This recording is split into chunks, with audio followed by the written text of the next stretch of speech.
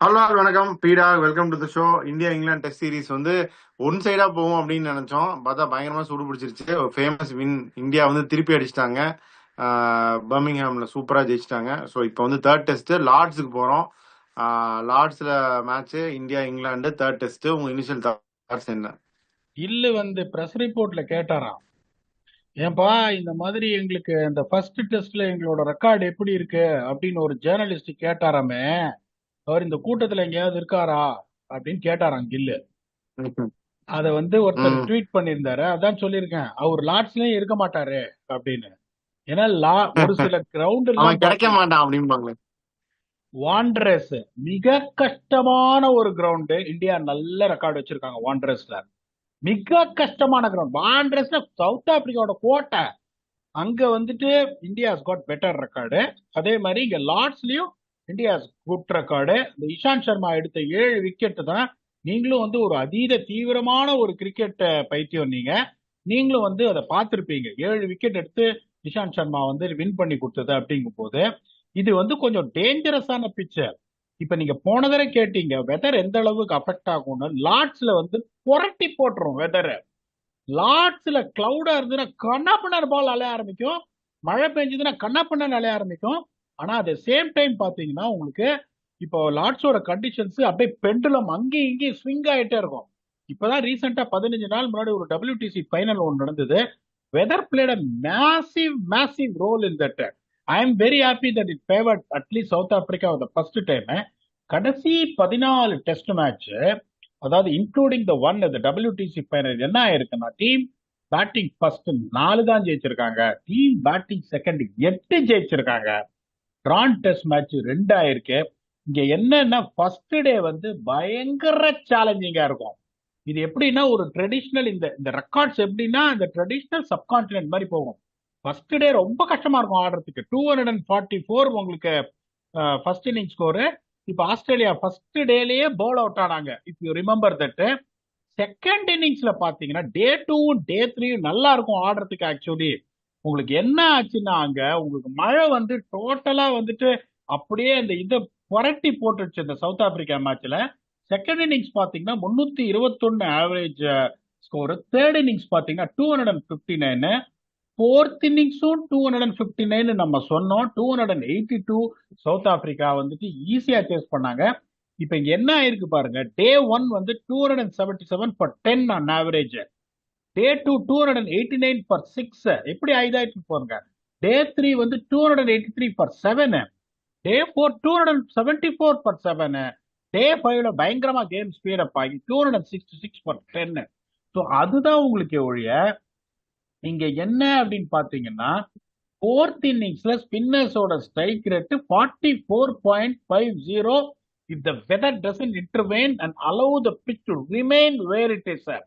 ஸ்பின்னர்ஸோட strike rate பாருங்க 73.5 first innings, 85.9 second innings, 77.1 third innings, fourth இன்னிங்ஸ்ல 44.5 ஆகுது. அப்படிங்கும் போது உங்களுக்கு எப்படின்னா how they will come to the பிக்சர்னு. ஆனா போன மேட்ச் மாதிரி உங்களுக்கு மழை வந்துருச்சுன்னா பின்னருக்கு ரோலே இல்லாம போயிடும். லார்ட்ஸ் வெதர் எப்பவுமே பாத்தீங்கன்னா உங்களுக்கு அங்கேயும் இங்கேயும் தான் இருக்கும். இப்ப ஹையஸ்ட் ஃபர்ஸ்ட் இன்னிங் ஸ்கோர் பாத்தீங்கன்னா 593 for 8 England versus south Africa 2008. Highest second inning score 524 for 4 England versus Ireland recently in 2023. Highest third innings score 478 England versus New Zealand 2015. Highest fourth innings was Australia versus England 2009. The highest successful chase பத்தி சொன்னோம். 344க்கு 1 West Indies versus England way back in 1984.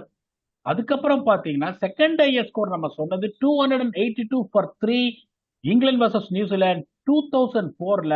இப்ப 15-20 நாள் முன்னாடி 282, same 282 for 5 South Africa versus Australia in 2025. அதனால நீங்க toss win பண்ணி நான் பவுலிங் போட்டு பாதி மேட்ச் ஜெயிச்சிட்டேன்னு மாறலாம் தட்ட முடியாது. லார்ட்ஸ்ல கண்டிஷன்ஸ்ல during the game any time weather affect ஆகலைன்னா டே 1 எவ்வளவு சேலஞ்சிங்கா இருக்கும், அதே மாதிரி டே 5 சேலஞ்சிங்கா இருக்கும். இங்க உங்களுக்கு யார் விக்கெட் எடுத்திருக்காங்க இதுல இந்த ஆண்டர்சனையும் பிராடையும் பத்தி பேசி பிரயோஜனமே கிடையாது. என்ன they got 1000 wickets along with each other. But எந்த மாதிரியான போலர் பாருங்க. ஆண்டர்சன் வந்து 123 wicket, Broad 113 wicket, Botham 69 wicket, Willis, Fred Trueman, இந்த மாதிரி ஆளுங்கெல்லாம் விக்கெட் எடுத்திருக்காங்க. உங்களுக்கு எப்படின்னா அதுதான் வந்து ஆகாஷ் தீப் மாதிரி ஒரு ஆளு இன்னும் நிறைய சூட் ஆகும். ரன் அடிச்சது அப்படின்னு பாத்தீங்கன்னா எப்படிப்பட்ட ஆளுங்க அடிச்சிருக்கோம், லாங்கா ஆடக்கூடிய ஆளுங்க. Joe Root averages 54, Graham Gooch 53, Alastair Cook 43, Strauss 52, Alex Stewart 42, Ian Bell 46, David Gower 44. எப்படிப்பட்ட பிளேயர்னு இந்த அலெக்ஸ் ஸ்டூவர்ட் ஒருத்தர் தான் கொஞ்சம் விறுவிறுன்னு ஆடுவாரு. அவரும் பாத்தீங்கன்னா இந்த கிரவுண்ட்ல கூட ஸ்ட்ரைக் ரேட் ஆஃப் ஒன்லி 47.11. நீங்க செட்டில் ஆயிட்டீங்கன்னா பெருசா நீங்க ஆடிட்டே இருக்கணும், அதுல எந்த சந்தேகமும் கிடையாது. அதனால நீங்க வந்துட்டு இந்தியா பொறுத்த வரைக்கும் என்ன அப்படின்னு பார்த்தோன்னா, இந்த பேட்டர்னை நீங்க பார்த்துட்டீங்க, their bowling attack looks really weak இருக்கும்போது, rather than having a challenge of chasing in the last day, அந்த ஒரு 2 செஷனை பார்த்துட்டீங்கன்னா கேஎல் ராகுல் மாதிரி ஒரு ஆள் டெக்னிக்கலி சவுண்டு. இந்தியா பெர்ஸ்பெக்டிவ்ல I don't really mind if India bat first. England அந்த டெம்ப்ளேட்டையும் சேஞ்ச் பண்ண அவங்களும் ஐ மாட்டாங்க, திங்க் டாஸ் ஜெயிச்சு பவுலிங் தான் போடுவாங்கன்னு நினைக்கிறேன். சந்தேகமே கிடையாது. அவங்க சார் இன்னொன்னும் பார்த்துக்கோங்க, this is the time people are criticising them that you have to change your Bazball அப்ரோச்னு. இப்ப அவன் டாஸ் வின் பண்ணி அவன் பேட்டிங் அதை பண்ண எடுத்தாங்க. மாட்டாங்க, இன்னும் தான் நாங்க அதிகமா பாஸ் பால் ஆடுவோம்னு ட்ரை பண்ணுவாங்க. இல்ல இப்ப இன்னொன்னு யோசிச்சு பாருங்க, that is the theory they have been doing, that is how they are bombarding the opponents. இங்கிலாந்துங்கும் போது இப்போ ஒரு டெஸ்ட் மேட்ச் ஒரு மறுநாடி வாங்கிட்டு அந்த ஸ்ட்ராட்டஜியை மாத்தி தோத்தாங்கன்னு வச்சுக்கோங்க, இங்கிலீஷ் மீடியா கிழிச்சிரும். ஸ்டோக்ஸ் எப்படிப்பட்ட ஆளு எனக்கு தெரியும், மாத்தாமலே தோப்பாங்க. அதுல மாத்தத்தான் போறது இல்ல. இப்ப இந்தியா பாத்தீங்கன்னா பிக்கஸ்ட் கன்ஃபியூஷன் எனக்கு என்னன்னா, இப்போ உங்களுக்கு வந்துட்டு only spinners are going to come late on the fourth innings, late on day 5. அப்படிங்கும் போது they would think about, okay நான் வந்து இதை வச்சுனே நான் மேனேஜ் பண்ணிடுறேன், எனக்கு எந்த பிரச்சனையும் கிடையாது, நான் வந்து பிரசீத் கிருஷ்ணாக்கு பதிலா ஜஸ்பிரீத் பும்ரா மட்டும் கொண்டு வரேன், I will give another chance to Nitish Reddy, I'll give another chance to Karun Nair. That gives me a bowling option of 4 seamers and 2 spinners. That is going to be KL Rahul, Jaiswal, Karun Nair, Gill, Pant, Jadeja, Washington Sundar, Akash Deep, Mohammad Siraj, Bumrah. இந்த மாதிரி தான் வந்துட்டு இவங்க போவாங்கன்னு நான் நினைக்கிறேன். இல்ல நீங்க வந்துட்டு இல்ல ஒருவேளை கருண் நாயர் மேல கைய வைப்பாங்க, ஒருவேளை நிதிஷ் ரெட்டி மேல கைய வைப்பாங்க அப்படின்னு நீங்க சொல்றீங்களா? What do you think? Arun நாயருக்கு ஒரு ரன் கொடுப்பாங்கன்னு தான் நினைக்கிறேன் த்ரூ அவுட் த சீரீஸ் அப்படின்னு நான் நினைக்கிறேன். ஏன்னா சாய் சுதர்ஷனுக்காக தான் இப்போ அவங்க ப்ரிஃபர் பண்றாங்க. இவர் வந்து நிதிஷ் ரெட்டி வந்து project Gambhir for Hardik Pandyas alternative. அதனால வந்து நிதிஷ் ரெட்டியை வந்து அந்த ஸ்பெஷல் ப்ராஜெக்டா பண்றாங்க, ட்ரை பண்றாங்க அட்லீஸ்ட். அப்படிங்கிறப்ப அவரையும் டிராப் பண்ற மாதிரி எனக்கு தெரியல. They want to bring him as alternative for Hardik Pandya அப்படின்னு எனக்கு தோணுது இவங்க பண்றதெல்லாம் வச்சு பார்த்தா, for whatever reasons. So அதனால அவரும் அந்த ப்ராஜெக்ட் பாண்டியா அப்படி அதுல 2.0 இருக்கிறதுனால I don't think they're going to drop Nitish Reddy. ஒரு சேஞ்ச் நீங்க சொல்ற மாதிரி பிரசீத்துக்கு பதிலாக பும்ரா மட்டும்தான் பண்ணுவாங்க அப்படின்னு நானும் நினைக்கிறேன் பீடா. இன்கேஸ் சிராஜ் ஆல்ரெடி நம்ம பர்ன் அவுட் ஆயிடுவார் நம்ம பேசணும், ஒரு கம்ப்ளைண்டே பண்ணாம ஒர்க் ஹார்ஸ் ஒரு 2-3 வருஷமா எந்த பிரேக் எடுக்காம விளையாடிட்டு இருக்காரு. அப்படி போனா ஹர்ஷதீப் மாதிரி ஒருத்தர் இருக்காங்க. கரெக்டா சொன்னீங்க. இப்போ இப்போ எப்படின்னா, இப்போ இந்தியாஸ் காட் த அப்பர் ஹேண்டுங்கும் போது பும்ரா மாதிரி ஒரு ஆள் வந்துட்டு now they got the upper hand, they got the confidence, they have to go 2-1 up. The way the momentum has swung back in India's favor. Nitish Reddy நான் சொல்றேன் பாருங்களேன், உங்களுக்கு ஃபர்ஸ்ட் இன்னிங்ஸ் அவுட் ஆயிட்டாரு, செகண்ட் இன்னிங்ஸ் வந்து சுத்தி லாங் ஆஃப்ல அடிச்சு out ஆனாரு. he sacrificed his wicket for the team's sake. ஏன்னா எல்லா பாலும் அப்ப சுத்த ஆரம்பிச்சிட்டாங்க. bowling he was underutilized. அப்படிங்கும் போது இப்ப நிறைய பேர் என்ன கேள்விக்கு ஏன்யா அப்ப நீ ஷார்துல் தாக்கூர் என்ன பண்ண? ஷார்துல் தாக்கூர் சப்போர்ட் தாங்க பண்றேன் நானு. பட் நீங்க இப்ப நீங்க ஆன் த கான்ட்ரரி, லார்ட் இல்லாத லார்ட்ஸா ஏன் பீடா, லார்டே இல்லாத லார்ட்ஸா, ஹோம் ஆஃப் கிரிக்கெட் லார்ட் இல்லாத லார்ட்ஸ் இல்ல. நான் என்ன சொல்றேன்னா, இப்ப ஆன் த கான்ட்ரரி அவரும் போலிங் போடல இவரும் போலிங் போடலங்கும் போது Nitish Reddy is a capable batsman comparing Shardul Thakur. அப்படிங்கும் போது we should get another chance. நீங்க சொல்ற மாதிரி சிராஜோட ஒர்க் லோடு அப்படின்னு பார்த்தாங்கன்னா they should try and see whether they can get Arshdeep in place of Siraj. எனக்கு தெரிஞ்சு என்ன பார்ப்பாங்க, இன்னொரு டெஸ்ட் மோதி பார்த்துடலாம். பிகாஸ் சமோன் நீங்க சொல்ற மாதிரி 3 வருஷமா கம்ப்ளைண்ட் பண்ணாம இடி இடிச்சிட்டு இருக்காரு டிஎஸ்பி சார். அப்படிங்கும் போது இப்ப யோசிச்சு பாருங்க, ஆல் ஆஃப் அ சடன் உங்களுக்கு Siraj, Akashdeep has shown that what he is capable of. Bumrah, fourth seamer, Nitish Reddy, ரெண்டு ஸ்பின்னர். இன்னொன்னு சொல்றேன், வாஷிங்டன் சுந்தரும் சரி ரவீந்திர ஜடேஜாவும் சரி, நீ அடிக்க போறியா அடி. Not a bad bowlers, they know how to bowl defensively. அப்படிங்கும் போது இந்த மாதிரி ஒருவேளை வெதர் கிதர் சேஞ்ச் ஆச்சுக்கும் போது அங்க எவ்வளவு தூரம் நம்ம சொன்னமோ குல்தீப் ஆடணும்னு, இங்க I am saying that if they don't give Kuldeep an opportunity, I won't criticize it because I already spoke about what it is. அப்படிங்கும் போது நீங்க நாலே நாள்ல கதையை முடி, எதுக்கு 5 நாள்ல எடுத்துன்னு போற, 5வது நாள் தானே உடையுன்ற பிச்சு வேண்டாம் அது. இப்ப இங்கிலாந்து பாத்தீங்கன்னா ரொம்ப simple, they have to bring Jofra Archer in place of ஜார்ஜ்டன். ஏன் வந்து அவரை கொண்டு வரலன்றது எனக்கு ஒண்ணும் புரியல. மத்தவங்க எல்லாம் பெருசா அவங்க ரோல் கார்ஸுக்கு ஏதோ நிகில் இல்லையா பீடா? கார்ஸுக்கு ஏதோ நிகில் இருந்தா அப்படியே கார்ஸுக்கு பதிலா வந்துருவாரா இல்லையா? கார்ஸ் நிகில்னு தான் சொன்னாங்களே ஒழிய it doesn't look like that is going to miss out the test match and injury. அப்படி நீங்க சொல்ற மாதிரி அது ஒரு நிகில் அவருக்கு இருந்ததுன்னா தங்க வச்சுட்டு இவருக்கு போல ஜோப்ரா ஆர்ச்சர் வந்தே ஆகணும். ஏன்னா போலிங் வந்து பரம வீக்கா இருக்கு. அந்த ஷோயப் பஷீர் நான் திருப்பி சொல்ல பியூட்டிஃபுல்லா போடுறாரு. இந்தியாவோடலாம் ஒரு வாய்ப்பே கிடையாது. ரொம்ப அழகா ட்ரிஃப்ட் ஆகி உள்ள வருது. இந்தியாவோடலாம் அந்த மாதிரி கட்ட பிச் எல்லாம் அவரை பாவனிங்க எதுவும் குறைய சொல்ல முடியாது. ஸோ அவங்களோட playing eleven expecting Carse to be fit has to be Duckett, Crawley, Pope, Joe Root, Harry Brook, Stokes, Jamie Smith, Chris Woakes, Brydon Carse, Jofra Archer and Shoaib Bashir, இப்படிதான் இவங்க போவாங்க. இப்ப இத சொல்லிட்டோம். இந்த ஃபர்ஸ்ட் டே அப்படின்னு பாத்தீங்கன்னா இப்ப இந்தியா பிரிட்டிஷ் மீடியா எல்லாம் பீடா Crawley is the most luckiest cricketers அப்படின்னா போட்டுட்டு பெத்தல் இஸ் வெயிட்டிங் இந்த விங்ஸ் அது இதுன்னு போட்டுட்டு இருக்காங்க. அதான் நான் சொல்றேனே, இப்ப கிராலி இஸ் அ கை, நீங்க அவருக்கு வந்து சொல்றீங்க நீ போய் அடிச்சாடு அப்படின்னு சொல்றீங்க. அதுக்கப்புறம் ஒரு பிளாஷியா ஆடுறாரு. இட்ஸ் வெரி குட் பிளேயர், அதுல எந்த சந்தேகம் கிடையாது. என்னோட கணக்குப்படி I'm still telling you, Bethell போப்பார்னா நான் பெத்தலத்தான் ஆடுவேன். நிறைய பேர் என்ன கேள்வி கேட்டாங்க, அவர் ஃபர்ஸ்ட் டெஸ்ட் செஞ்சுரி அடிச்சோன்னு, என்ன சார் நீங்க போப்பஸ் ப்ரூவ் யூ ராங்னு. Pope will never prove me wrong, கவலையப்படாதீங்க. ஓகே, என்ன பொறுத்த வரைக்கும் என்ன கேட்டீங்கன்னா, considering Stokes form late at the order, I would definitely be tempted to bring Bethell in. ஆனா அது நடக்காத, போப்பு தான் ஆடுவாரு. இப்ப இவங்களுக்கு this is going to be the combination. இப்ப பாத்தீங்கன்னா இப்ப இது டெஃபினட்டா ஒரு ரிசல்ட் டெஸ்ட் மேட்ச். உங்களுக்கு வந்து first day is going to B extremely dangerous. India வந்து ஆனா அப்படிதான் யோசிப்பாங்க. நான் ஆனஸ்டா சொல்றேன், இந்தியா பேட்டிங் ஆடணும்னு ஆசைப்படுறேன் ஒழிய அவங்க எப்படி யோசிப்பாங்க, இங்கிலாந்தோட ஸ்பின்னர் யார் Shoaib Bashir is going to run through me, no I'm going to bowl ஃபர்ஸ்ட்பாங்க. So if India bowl first with skill what they got, confidence what they got, Bumrah expected to return, India will have a definite edge, அதுல சந்தேகமே கிடையாது. India even though if they are bowling second batting ஆடிட்டு, they are bowling with the inclusion of Jofra Archer from the other side. In my humble opinion, feel they got more teeth than England bowlers to bowl them out. அதே மாதிரி on paper, I am still telling you, Jimmy Smith coming at number 7 and batting incredibly well. England கொஞ்சம் edge இருக்குன்னு நான் சொல்லுவேன். ஆனா India outsmarted them in both the இன்னிங்ஸ்ன்றதுனால India will go with the edge of 53-47. இதை ஒத்துக்கிறீங்களா? இல்ல நான் இந்த தடவை இங்கிலாந்து சொல்லிடுறேன் அப்படின்றீங்களா? இல்ல இங்கிலாந்துலாம் நான் சொல்ல மாட்டேன். இந்தியான்னு தான் கண்டிப்பா சொல்ல போறேன். லார்ட்ஸ்ல வச்சு இந்தியா ஜெயிக்கணும்னு ஆசைப்படுறேன். அதனால நான் இந்தியானே சொல்றேன் பீடா. அவன்தான் ஆன் பேப்பர் பெட்டரா இருந்தாலும் India have applied themselves better on the field with respect to batting. அதனாலதான் they won the game. So England may not have applied themselves according to the situations and conditions. So அதனாலதான் they had a very big setback in Birmingham. பாப்பா என்ன ஆகுதுன்னு. நான் கண்டிப்பா வந்து India தான் ஜெயிப்பாங்க அப்படின்னு நான் நினைக்கிறேன். ஏன்னா predominantly because bowling attack set ஆயிருச்சு. ஆகாஷ்தீப் நல்ல ஃபார்ம்ல இருக்காரு. நீங்களே சொன்னீங்க இந்த கண்டிஷன்ஸ்க்கு is going to be very dangerous அப்படின்னு. அவர் ஒரு பக்கம் இருந்தாலும் பும்ராவும் உள்ள வந்துட்டாரு அப்படின்னா கண்டிப்பா they will be dangerous. Apply பண்ணி பொறுமையா ஆடுற பேட்டர்ஸ் தான் நல்லா ஷைன் பண்ணியிருக்காங்கன்னு நீங்க சொல்லியிருக்கீங்க. அப்ளை பண்ணி இவங்க எல்லாம் பொறுமையா ஆடுற மாதிரி எனக்கு தெரியல.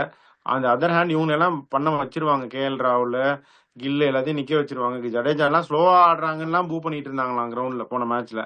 ஸோ அதனால அது மாதிரிலாம் அவங்க மைண்ட் கேம்ஸ் விளையாண்டாலும் I think India are better equipped and இந்த வின்னுக்கு அப்புறம் தெல் பி வெரி கான்ஃபிடென்ட் அப்படின்னு நான் நினைக்கிறேன். ஸோ இதெல்லாமே வச்சு I feel that India will win and England may not win this match அப்படின்னு நான் நினைக்கிறேன். பீடா அப்படியே ஃபேண்டசிக்கு போகலாம். கரெக்டா சொன்னீங்க. ஒரு பியூட்டிஃபுல் எக்ஸ்பிளனேஷன், ஒரு எக்ஸ்ட்ராடனரி பக்கா அனலிஸ்ட் மாதிரி சொன்னீங்க. இப்ப ஆகாஷ் தீபரா எப்படி பார்த்தேன்னா, இந்த வேர்டன் பிலாண்டர் வந்த போது 2 மேட்ச் இந்த பிரிட்டோரியாலே வாண்டரஸ்லையும் போட்டு 2 பக்கமும் நகர்த்தினா இருப்பாருங்க. பர்டிகுலர்லி ஃபர்ஸ்ட் இன்னிங்ஸ்லயும் நல்லா போட்டாரு. செகண்ட் இன்னிங்ஸ் ஃபிஃப்த் டேலாம் அன்பிளேபிள், ஜாகிங் அரவுண்ட் பால். இப்ப சொல்லிட்டோம் எந்த மாதிரி இருக்கும் அப்படிங்கும் போது, இப்ப கில்ல உங்களுக்காக நான் விடுறேன். ஐ எம் பிக்கிங் கேஎல் ராகுல். கேஎல் ராகுல் very unlucky, due big time. KL ராகுல் இஸ் கம் குட். பும்ரா உள்ள பும்ராவை யார் எடுக்க மாட்டாங்க ஃபேண்டசியில. ரெண்டாவது பும்ரா, மூணாவது ஆகாஷ் தீப். அதுக்கப்புறம் எனக்கு என்னமோ இந்த மேட்ச் கருண் நாயர் அடிப்பான்னு தோணுது. ஐம் கோயிங் வித் கருண் நாயர். ஒரே ஒரு பிளேயர் இங்கிலாந்து நான் பிக் பண்றேன், அது ஜோ ரூட். ஸோ என்னோட 5 பிக்ஸ் பார்த்தீங்கன்னா கேஎல் ராகுல், கருண் நாயர், ஜஸ்பிரீத் பும்ரா, ஆகாஷ் தீப், ஜோ ரூட். நீங்க கில்ல விட மாட்டீங்கன்ற கான்பிடன்ஸ்ல உங்க 5 சொல்லுங்க. கில்ல விட மாட்டேன், ஜெய்ஸ்வாலையும் விட மாட்டேன். ஸோ 2 பேரையும் நான் ஜெய்ஸ்வால் அடிச்சிட்டாரு, 2 டெஸ்ட் மேட்ச்மே அடிச்சிட்டாரு. ஸோ கில்லு ஜெய்ஸ்வால் கண்டிப்பா. இதுக்கப்புறம் நீங்க கருண் நாயர் எடுத்துட்டீங்க, கேஎல் ராகுல் எடுத்துட்டீங்க. சிராஜ் எடுக்கணும்னா சிராஜ் எடுக்கலாம் போயிடா, அவருமே வந்து ஹேண்ட்ஃபுல் தான்.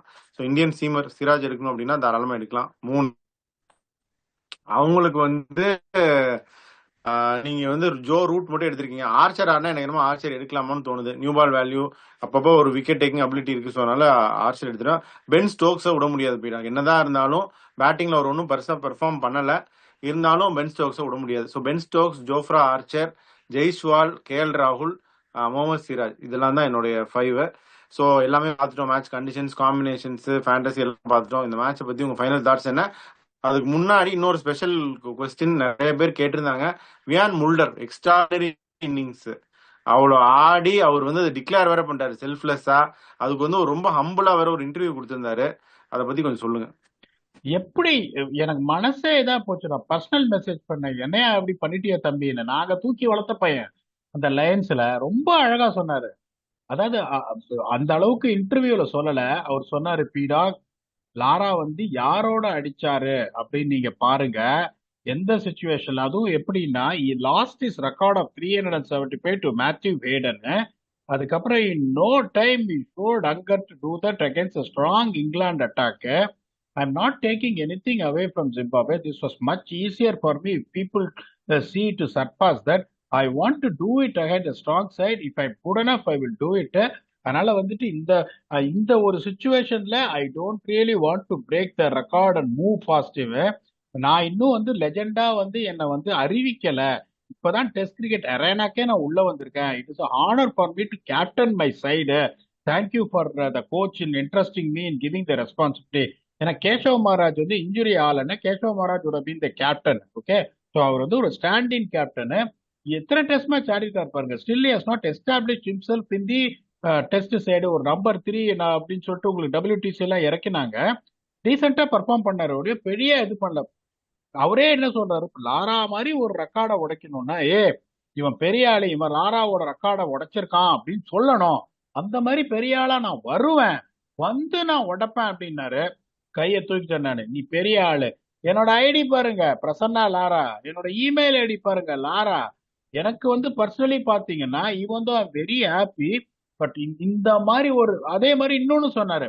இன்னொன்னு யோசிச்சு பாரு, இப்ப நான் 367 இருக்கும்போது ஏன் டிக்ளேர் பண்ணேன், இன்னொரு அரை மணி நேரம் ஆடிக்கலான்ற. 625 ரன் வந்தப்புறம் எல்லாரும் என்ன பண்ணாங்க, எவ்வளவு நேரம் ஆட போற டிக்ளேர் பண்ணம்பாங்க. இதே நான் ஒரு 280 அவுட் ஆயிருந்தேன்னா 575 நாங்க டிக்ளேர் பண்ணிருக்கோம். That is going to be another self centred move for me to continue. இன்னொரு 5 ஓவர் ஆனா நான் 400 அடிச்சிருப்பேன். எனக்கு ரெக்கார்டு அந்த மாதிரி வேண்டாம். இப்ப இதே நான் வந்து ஒரு ஆஸ்திரேலியாவோடய ஒரு இங்கிலாண்டோட 350 அடி வந்துட்டான்னா கூட, இன்னும் அந்த 50 ரன் இங்கிலாண்டோட ஆஸ்திரேலியாவோட எவனா செகண்ட் நியூ பால் எடுத்து நிக் பண்ணிடுவான், நான் அவுட் ஆயிடுவேன் அப்படின்னு பாப்பாங்க. இந்த ஒரு ரன் அடிக்கிறவருக்கு இப்படியா இருப்பாங்க. நிறைய பேர் நான் நேற்று டபுள் செஞ்சுரி அடிச்ச போதே 400 சான்ஸ் இருக்குன்றாங்க. அதனால நான் இதை உடைக்க கூடாது, அந்த ரெக்கார்டு அவர் கூட இருக்குன்னு சொன்னார் பாருங்க. My respect for him really close. Thanks for asking this question. நீங்க ஏதோ சொல்ல வரீங்க. பீடா வந்து பயங்கரமான லாரா ஃபேன் அது இதுன்னு சொல்றாருல்ல, அவரை பத்தி இன்னொரு மேட்டர். என்னதான் ஒரு ஆனா இருந்தாலும் அவர் ட்விட்டர் ஐடி லாரா லாரான்னு வச்சிருந்தாலும், அந்த லாராவே ஐபிஎல்ல கோச்சா இருக்கும்போது இந்த சரியா பண்ணல, இது வந்து அவர் வந்து அவ்வளவு ஆனஸ்ட். பீடாவுக்கு வந்து லாரா லாரான்னு அவ்வளவு சொன்னாலும், லாராவுமே வந்து இந்த பிளேயரை எடுத்திருந்துக்கலாம், இந்த இதை இப்படி மாத்தி பண்ணியிருந்துருக்கலாம்னு நிறைய தடவை நீங்க சொல்லிருக்கீங்க பீடா. ஸோ அதை நான் வியூவர்ஸ்க்கு சொல்லிக்க விரும்புறேன். அவர் வந்து அதெல்லாம் பார்க்காம அவர் ஆனஸ்டா தான் சொல்றாரு, எதுவா இருந்தாலும் அவரு இது பண்ணி அசஸ் பண்ணி சொல்றாரு அப்படிங்கறதையும் சொல்லிக்கிறேன். அப்படியே ஃபைனல் தாட் சொல்லிருங்க பீட்டர். அதுதான் நான் சொன்னேன். இதை விட வந்து எனக்கு ஒரு சந்தோஷம் எதுவும் கிடையாது. But as a big fan of Brian Lara, I'm happy. But Vian Mulder will get his another opportunity. The confidence that has given him, hats off to him. Thanks for bringing this. இப்ப நானும் வந்துட்டு இப்ப கண்டிஷன்ஸை பத்தி சொல்றோம். Day 1 is going to be red flag. Day 5 is going to be the red flag. அதுக்கப்புறம் நடுவுல உங்களுக்கு வந்து மஞ்சள் வெயில் மாலையிலே அப்படின்னு போற டெஸ்ட் மேட்ச் இது. The confidence what India has got, all of a sudden England is looking, what am I going to do to stop Gill? What am I going to do to break this top order? இந்த கன்ஃபியூஷன்ல இருக்காங்க. Jofra Archer வந்தா அவங்க நீங்க சொல்ற மாதிரி இந்த attack பெட்டரா இருக்கும். But is not going to take anything away from the Indian batsman resurgent mode. பாப்பா என்ன நடக்கணும். நான் வந்து ஒரு க்ளோஸ் அடிச்சு கொடுத்துருக்கேன். சார் வந்து போன தடையும் கரெக்டா அது கில்லி மாதிரி அடிச்சாரு. இங்கிலாந்து தான் ஜெயிக்கணும். இந்த தடையும் அவர் அதான் சொல்லியிருக்காரு. யார் போறாங்க 2-1 அப்படின்னு பார்ப்போம். அதுக்கு முன்னாடி will come back every day after the test match over and do a review with your very own Kingpin Octopus. Until then, we come back and entertain on Day 1, the home of cricket and lots between India and England in the third test. Thanks a lot and bye-bye.